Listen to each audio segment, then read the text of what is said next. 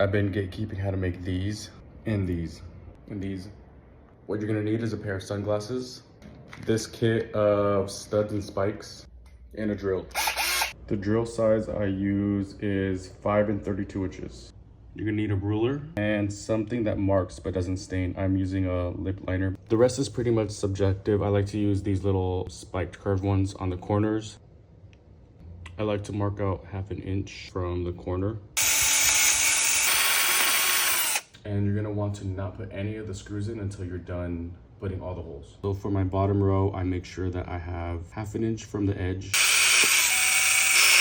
Now you're gonna have a lot of plastic and you're not gonna wanna scrub it off. You're gonna have to wanna run this underwater, otherwise you're gonna scratch your lens. You take your screw, pop it through the hole,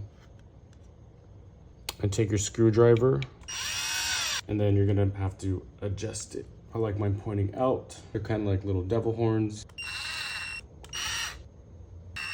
These two next. And there you have it. You have yourself a brand new pair of spiked sunglasses.